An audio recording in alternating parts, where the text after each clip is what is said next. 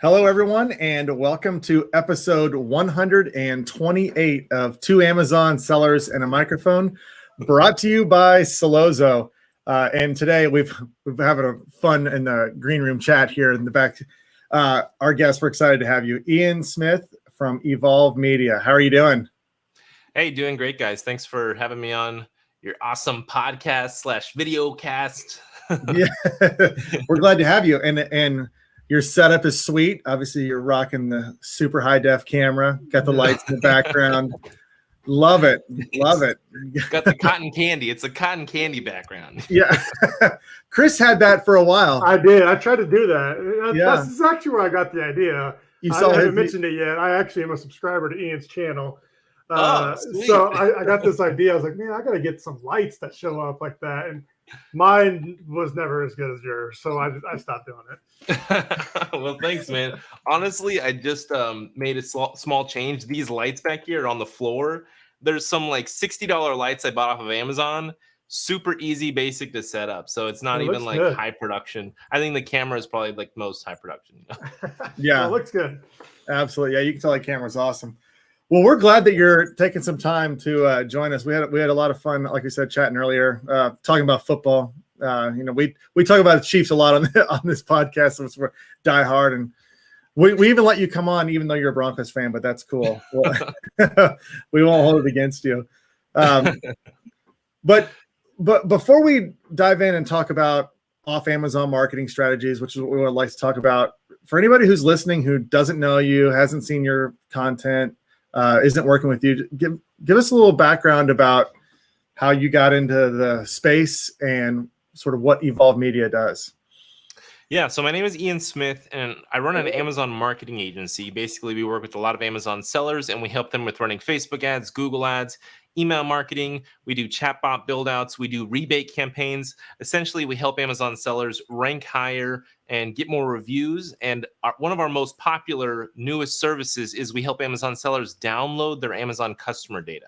So we've developed a really special, powerful tool that allows us to literally go into Amazon and download the names and addresses, and then using that data, we get their emails and phone numbers, which really fuels our other services and strategies for being able to send them a postcard, reach them through the mail, send them an email, send them an SMS text message, to then push them into a rebate campaign, because a lot of Amazon sellers like to give away free products.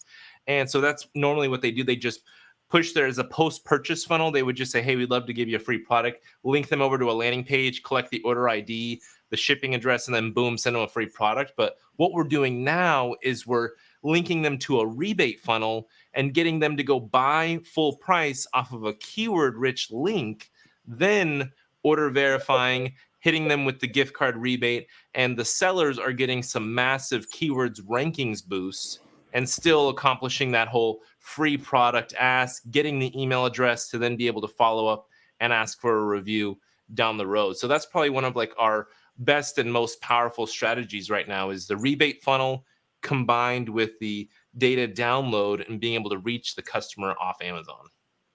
I encourage anybody listening, like, he's making it sound so easy. Ian is spectacular at content. So if you go look at his YouTube channel, I bet it's, like I mentioned earlier, he's got a ton of stuff like in here that's solely about Amazon. That's kind of what I like. You stay in your lane, like, you know your audience, and you know that Amazon sellers, this is like a part of their business they need.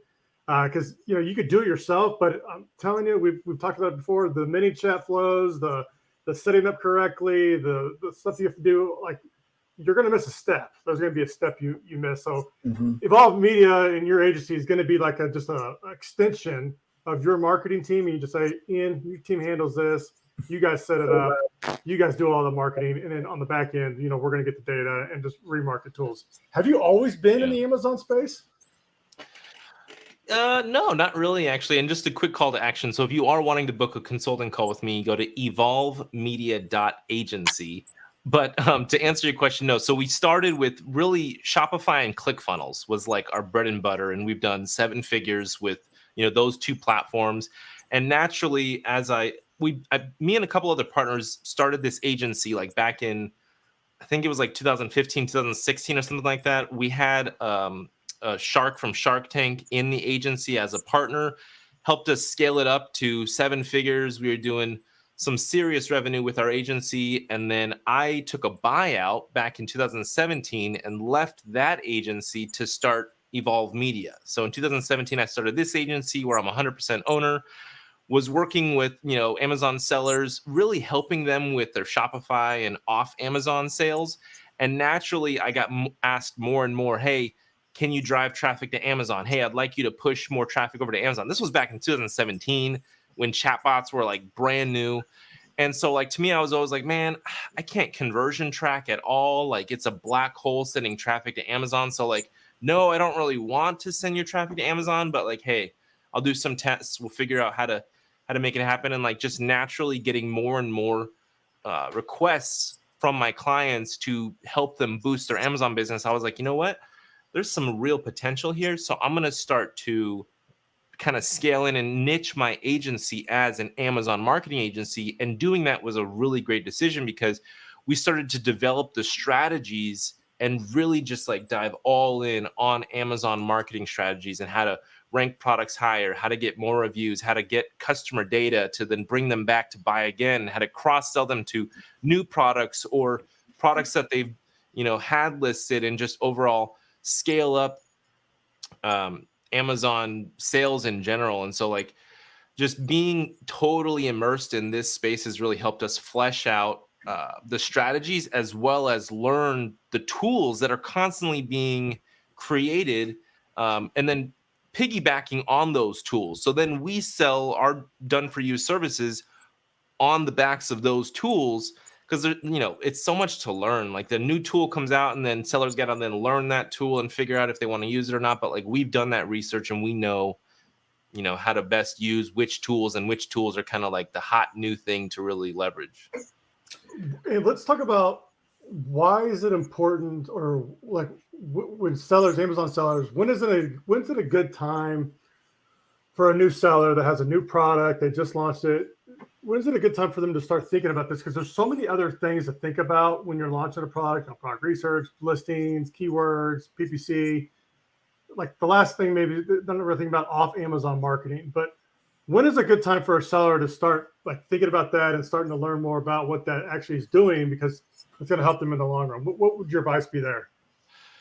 I mean, honestly, from day one, if not like, when the baby is in the womb, like, you should be already strategizing before you even launch, right? Because it's like, if you can get an email list together and you can start planting the seeds, you can launch a massive rebate campaign, and potentially not even have to do a rebate campaign, just launch full price buys on a full product launch. If you can do some pre-sale type of stuff where you're not necessarily pre-sale like collecting money, but you're at least getting people super interested in your product. And then boom, once you have, because the honeymoon period is real. I mean, that thing works well. So like, if you've got people teed up and you can, plot out the first month of sales and get like a massive first month with targeted keywords, you got an email list, you have an SMS list, you've got custom audiences, and all this is fairly simple to do. You can create partnerships by reaching out to influencers and other brands that are maybe not your direct competition, but can potentially sell you their data, can do partnership opportunities with you. Where this was a cool idea I thought of the other day. So the rebate campaign is very popular, right? You're basically giving a gift card to that direct customer that bought from. But what about if you did a rebate campaign like with a third party, where it's like, hey, you drive traffic over to this listing, get them to buy full price through this keyword phrase, and we'll cut you a gift card for 100% of their purchase. So you're leveraging their audience and their relationship. You're getting full price buys, but you're giving the rebate to somebody else instead of the actual customer. That's an interesting angle. I like that idea. It gives the influencer something to do, or they get incentivized for that on the back end. I like that.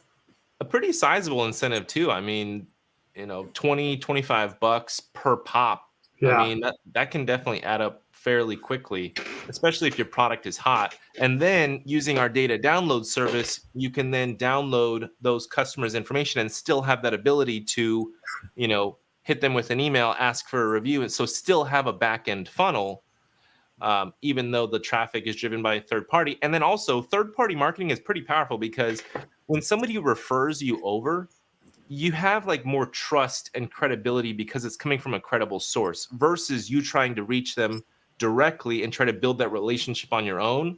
Like there's a lot of power in just being referred by somebody that already has that established relationship. 100%. I want to touch on that data download that you're talking about. This is interesting to me. So you're saying that you're able to take the Amazon customer data and then actually get phone numbers and emails. I mean, this is something that all Amazon sellers are always intrigued by, because you think that's can be difficult to do. So Amazon used to allow this. It used to be 100% for every seller to go into their fulfillment reports and download their fulfillment reports and get the names and addresses. Yep. Well, April 8th, Amazon shut the door and they said, no, you guys can't have that data. And that data is still available. They're still letting it go out through API access, but you can't get it as a regular seller going into your Seller Central account. You basically have to get it through like a tool of what we developed, which has API access into Seller Central. And we're only able to pull the last 30 days of data. So like, it's not like we're stealing this data from Amazon. Amazon's literally giving us the data through a special API access called PII, API access. It's a higher level of API access than just what, Helium 10, even Elite Seller, they don't have access to this type of API access. So we're getting the name and address, the shipping address, and then using that information, we're appending it and finding emails that are matched with that name and address out there in databases, right? Getting phone numbers.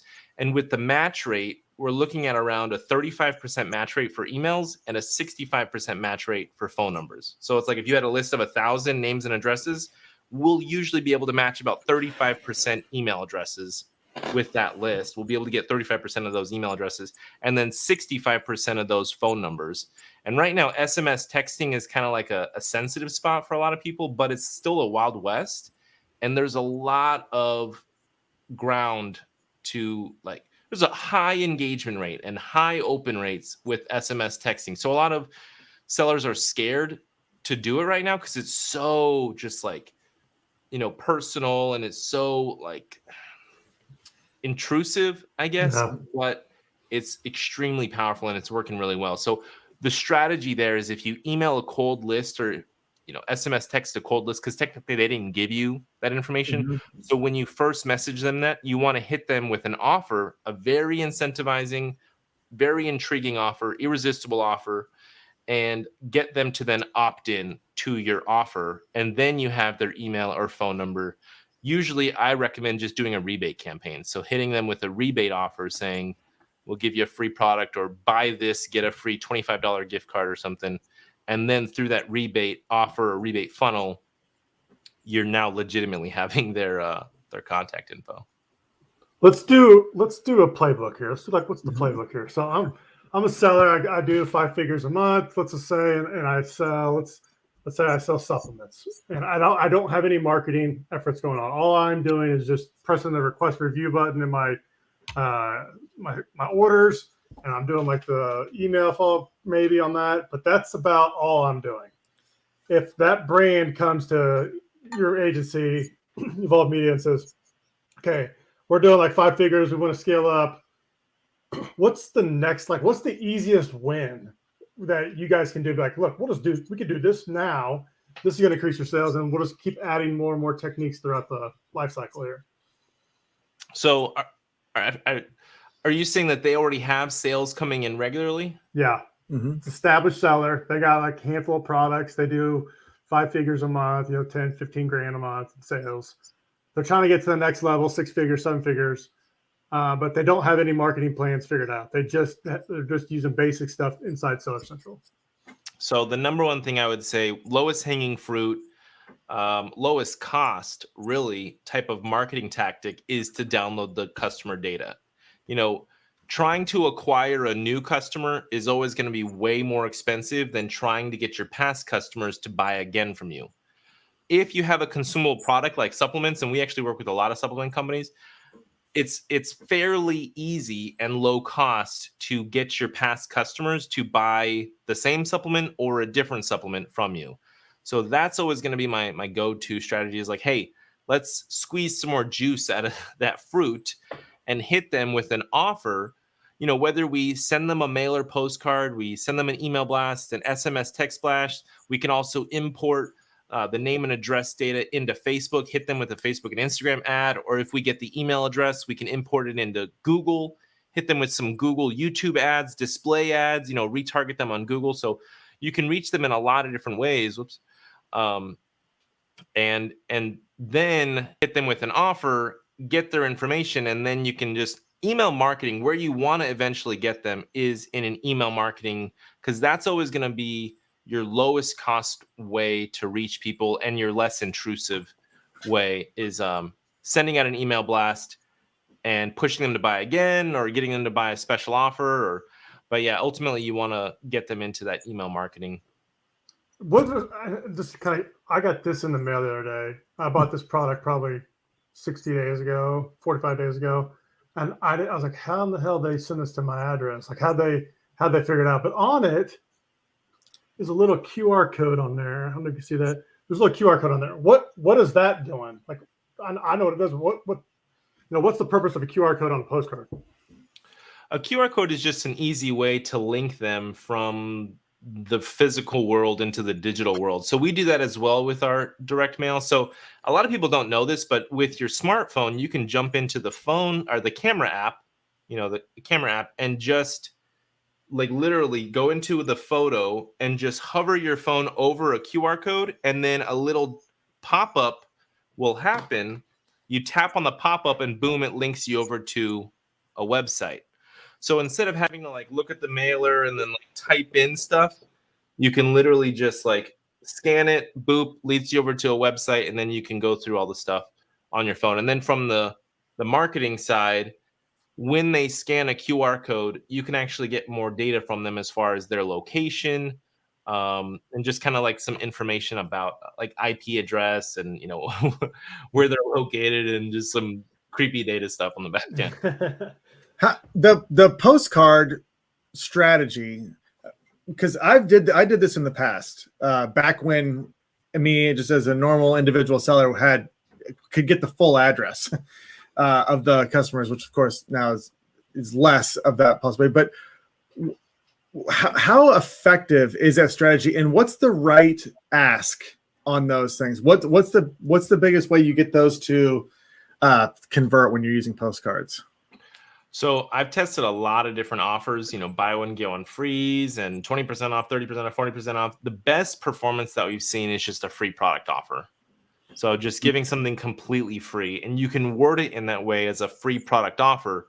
But like I mentioned before, run them through a rebate funnel. So you're getting them to buy full price, rebating them the money. So essentially it's free to them, but you're getting so much more rankings boost because they're buying it full price through a keyword that you're targeting to try to rank higher for. So yeah, giving them that free offer and then pushing it through a rebate funnel is really the best strategy that I've seen with any kind of back end funnel, any kind of post-purchase funnel. If you're trying to get reviews, a lot of people do the free product offer as a way to get reviews. But yeah. Something that's been getting a lot of traction lately is Google, like Google ads and like Google, like off Amazon, Google traffic, send it to Amazon. What are you seeing there? What's the strategy there? Like, are you just bidding on your keywords that you would bid on with Amazon, or are you doing something different within the Google ads platform? What's going on there? Yeah, so our Google Ads search strategy is pretty decent, and we've had to develop it over time of just running ads for people. But basically, this is our current strategy. So it's a Google search ad, bidding on certain keywords. As far as the link, that's where the real magic happens. So what we're doing is we're creating a keyword-rich two-step URL, right? So linking them to the search results of a specific keyword phrase that we're targeting. Once we get that two-step URL, we're throwing it into an Amazon attribution, turning it into an Amazon attribution link so that we can see a little bit of Amazon attribution data, because with Google, There's not much conversion tracking that you can see when a sale happens on Amazon. Me and my team actually developed a tool for Facebook ad conversion tracking, so you can drive Facebook ads to Amazon and actually see the conversion metrics. But with Google, it's not really possible right now. So really, Amazon attribution link, 2-step URL, put that into a Google search ad, and you're getting a keywords ranking boost there. And then you're also getting an additional keywords ranking boost because Amazon sees it as Google sending traffic to Amazon. They don't necessarily see it as like Google paid, like a Google ad traffic, because traffic from Google looks the same to Amazon, whether it's organic or paid. So Amazon likes to see that traffic from Google. And I would say Amazon gives a higher weight and value to traffic coming from Google versus traffic from Facebook. And then the 2-step part of it gives you a little bit of a buffer because like if you drive them directly to your listing and they don't convert, you're going to hurt your listing's conversion rate, but at least driving them to the search results, if they click on that link and they land on the search results page and they immediately change their mind and go back, it's not necessarily hurting your listings conversion rate. So there's a little bit of like a buffer there. With the recent updates to iOS and Facebook ads, are you seeing Facebook ads still effective? Are they still worth running, or would you pivot to get more ROI? Maybe do like a Google or the Postcard because you're going to get a better return. Whereas back in the day, Facebook ads were pretty rampant. You could run those pretty quickly. Are they still effective like they used to be? It just depends. It depends on the product you're marketing, on the funnel, the overall funnel. After they click that Facebook ad, what happens next? It depends on your lifetime value. Are you selling a consumable product? Is your product super deep down in a niche, or is it, higher up, more applicable to people like a phone case? Even a phone case is somewhat niche because it's like, what kind of phone are you on? But it's really just going to depend. Consumable, and then also Facebook is like cracking down on their freaking policies, and not every product or brand can even market. You got to fit within their rules. Supplements have been like blacklisted from Facebook. Facebook now hates supplements. But yeah, if you look at Facebook ads as a long-term strategy, thinking like, okay, they're going to click on my ad, I'm going to drive them to Amazon or to a rebate funnel, I'm going to get them to buy from me on Amazon, then I'm going to get, after they buy on Amazon, then I'm going to get their contact info, then I'm going to be able to email market to them, and then I'm going to be able to cross-sell and upsell them over the long term to buy from me again and again and again, and buy product launches over the long term. So you got to look at it like longer term with Facebook ads. And then also Facebook ads are great. With that tool I mentioned that we developed, it's called Zon Hero. You can go to getzonhero.com to learn more about this tool. But basically, Facebook ads allow you to retarget. With this tool, you can retarget your Amazon customers. So you can literally target your Amazon customers with Facebook and Instagram ads. So when you can reach your past Amazon customers with ads and you have a consumable product, then you can really ask for reviews. You can get them to buy again. You can follow up with them in a not so intrusive way, like an email or an SMS or a direct mail, just through an ad. And we've actually seen some really great, like we have a skincare product, a skincare company. They've got multiple skincare products, so a pretty sizable product lineup. They're 7, maybe even 8-figure seller at this point. And we're getting on average like a 6 or a 7x return on ad spend on our Facebook ads, just targeting their massive amount of past Amazon customers, because they've got such a massive customer base that we're able to just get their massive customer base to come back and buy again and again and again. And so it's a very profitable ad campaign. This is what I love. There's so many things you can do. Like there's so many, like you can do this, you can do that. You can do the mailer, you can do the text, you can do the mini chat. There's just so many different avenues. It's also, when you start going through this, it's like, this is why you need support. I mean, when you go through this list of like all that stuff, I mean, how long would it take Chris, you or I on our own to set up? Oh my gosh. Because you listen to all this stuff and you're like, oh, that would be great to do. That'd be great to do. That'd be great to do. But every one of these things takes a little time to set up and manage. And that's why entrusting it to an expert like you guys is I think for a lot of sellers, that's the way to go. You're missing out on a lot of potential when you're not doing these things, for sure. But I want to talk, because this brings to mind a question, is when you're talking about off Amazon marketing, there's always, do you send the traffic to your own website, or do you send it to Amazon? That's a question that gets discussed a lot. A lot of people are like, oh, obviously your margins are potentially better on your own website. Oh, you're talking about now being able to collect customer data, even if they go to Amazon, but that's a big reason why it's good to have them come to your website. What's your strategy there when you're dealing with your clients? Is there a time to go to your website, or is there always a time that you should be 100% to Amazon and then back them in? How does that factor into your strategies? So I'm really glad that you brought that up, because that's something I've thought of and had so many conversations about. So here's my take on it. Recently, very, very recently, Amazon just rolled out this new Amazon attribution feature where if you push somebody through an Amazon attribution link, instead of 15% commission, it's going to be a 5% commission that you'll pay to Amazon, which is pretty awesome. You're going to, Amazon is saying, hey, thanks for sending traffic our way. We're going to save you 10% on our fee. So that's really cool. If you're driving traffic to a Shopify site, you're taking your Amazon customers, driving them to Shopify, then you better have a better offer on your Shopify than your Amazon, because obviously their main preference is to buy from Amazon. That's where you got them from. So you better have either a lower price, or you better have free shipping. I mean, don't try to charge free shipping, but so many times I see sellers have a higher price on their Shopify and then they're charging shipping, and they're wondering why they're not converting, driving traffic to their Shopify. It's duh, because it's more incentivizing for people to buy on Amazon. So you have to be more incentivizing on Shopify or on your your own platform if you're going to try to drive sales there. But if you drive sales to your Amazon store, then one, use the attribution link now, because Amazon's bringing down that cost, but also go through a 2-step URL to get some keywords ranking boost.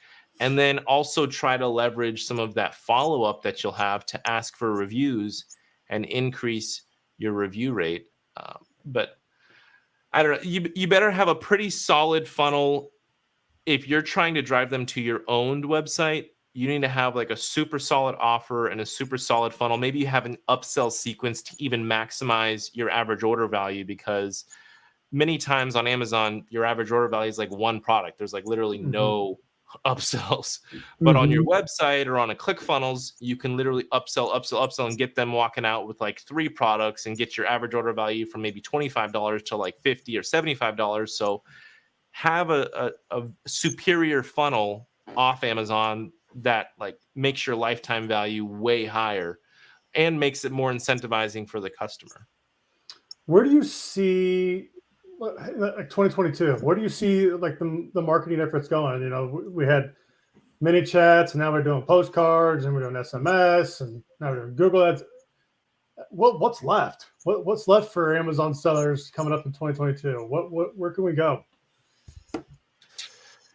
Dude, I don't even know. It seems like Amazon's getting buddy with China.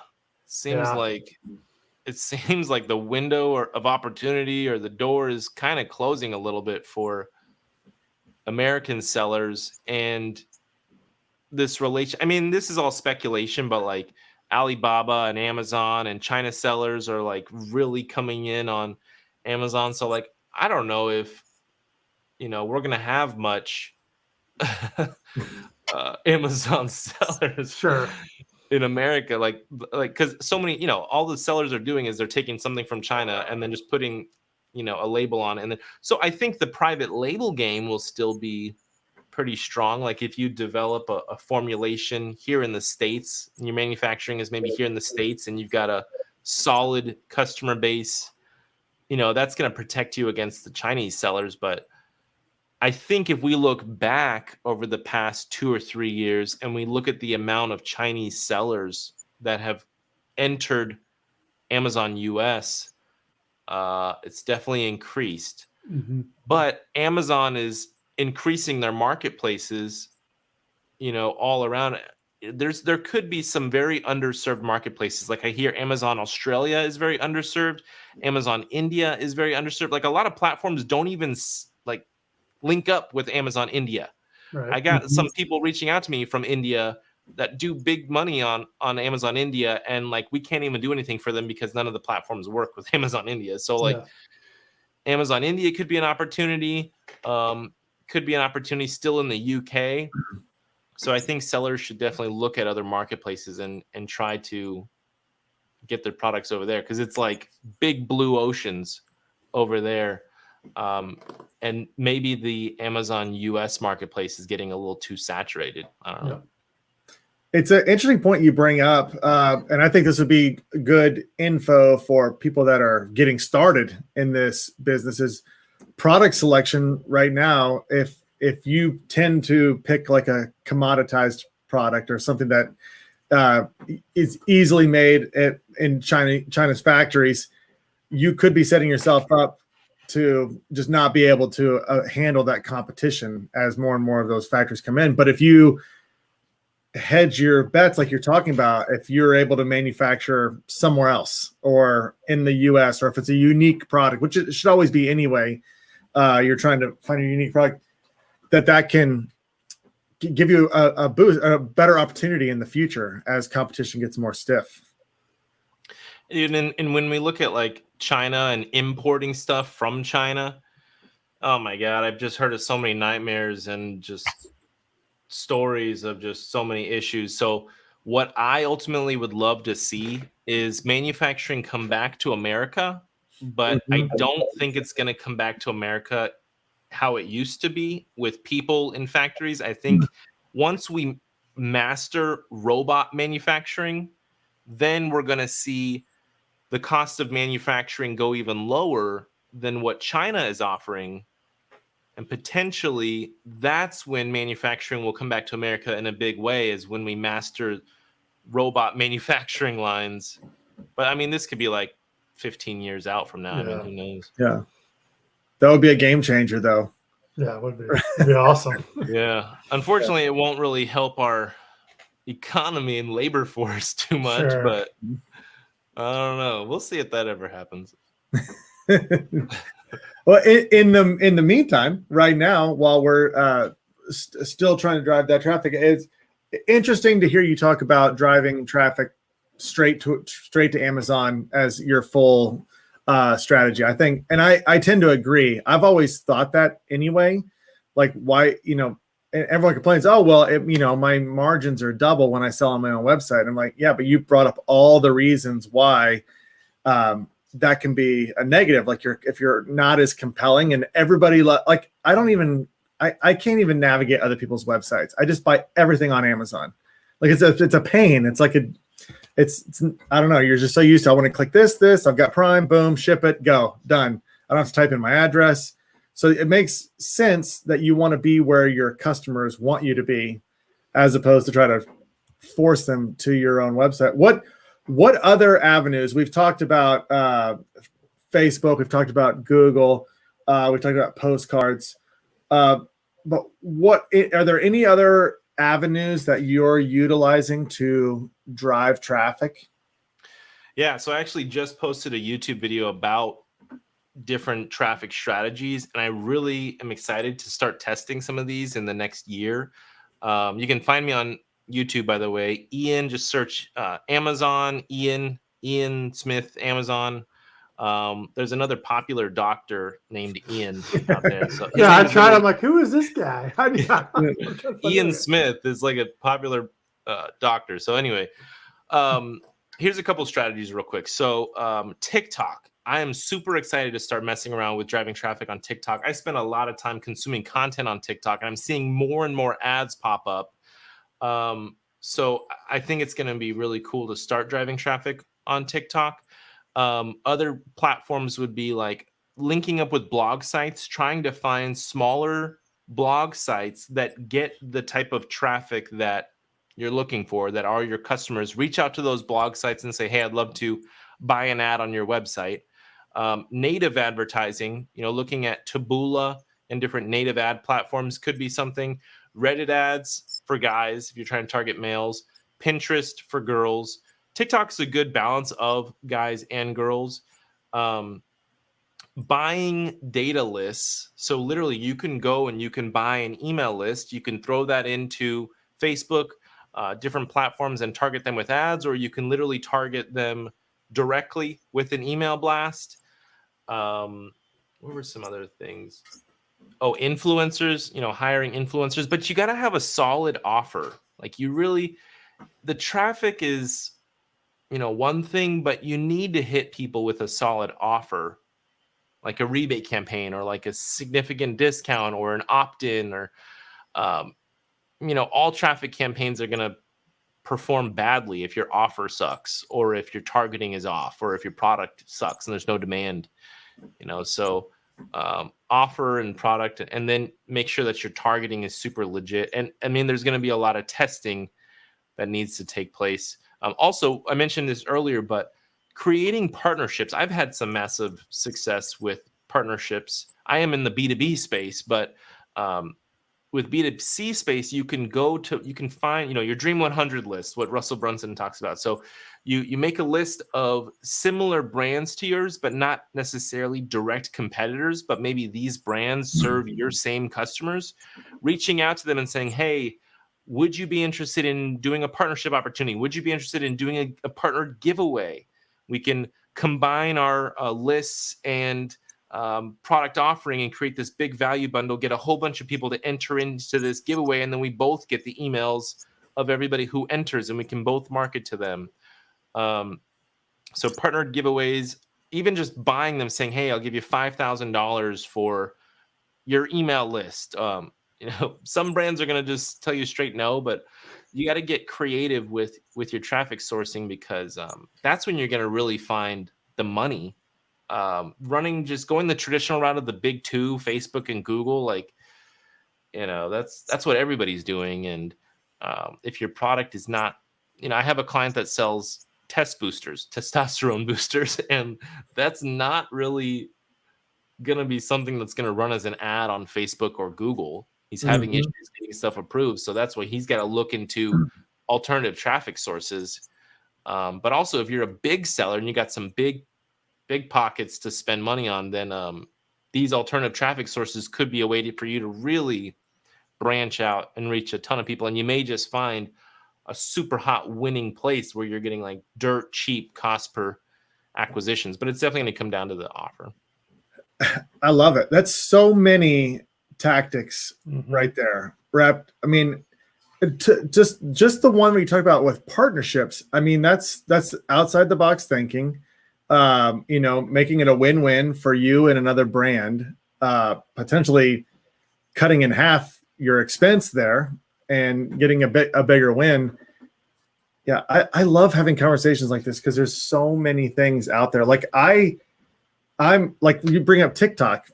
I don't spend enough time on TikTok. A little bit, but you could have something go super viral on TikTok really easily. The thing with TikTok is that you got to spend a lot more time on the creative. So like a lot of your time and energy is going to be on creating that video, and it's got to be in a portrait style, and it's got to be well thought out. And so it's not really about the copywriting.